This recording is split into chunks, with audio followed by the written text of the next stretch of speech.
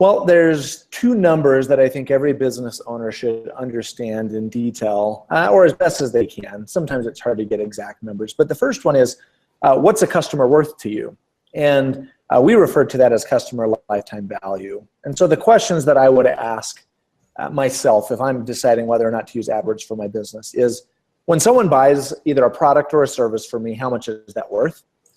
And how many repeat purchases or referral purchases might I get from that customer?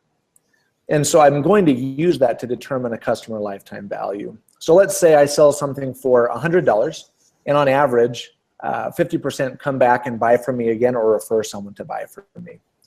And so if I'm selling it for $100 and I'm getting a 50% repeat or referral rate, then my customer lifetime value is $150, okay? All right, perfect. So now how do I use that information to determine whether or not AdWords is a good solution for me? So the second number that you need to understand is your customer acquisition cost. How much am I willing to pay in marketing to acquire a new customer? And there's actually a rule of thumb that I've seen hold true in almost every industry. And basically, if you are spending $1 in marketing and producing $3 in revenue, that's when you're just starting to break even. And so if your customer lifetime value is $150 and it costs you $50 in Google AdWords to produce one sale, then you are likely breaking even with your marketing campaigns. If you're at a 1-to-4 ratio, which means, okay, it's $150 and now I'm only having to spend 1/4 of that on my butt in marketing, then that's typically sustainable.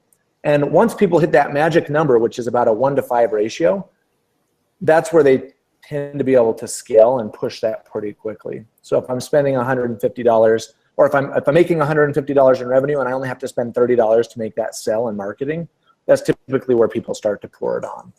And so those are the two numbers that I would come up with to make sure whether or not Google AdWords is realistic.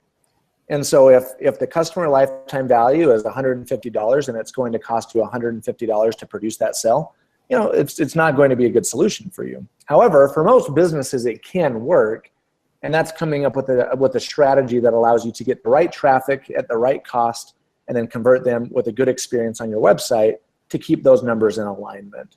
But that's one of the things that I keep a close eye on for myself.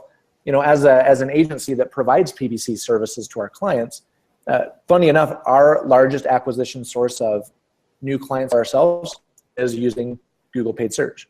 And so that's, we eat our own dog food. We understand that it's expensive, but it's consistent, and we dial those numbers in to make sure that it's working. So it's fun, and those are the two numbers that I would keep in mind to make sure that AdWords can be viable. And by just knowing those two numbers, you'll understand whether or not your campaigns are actually being successful for you or not.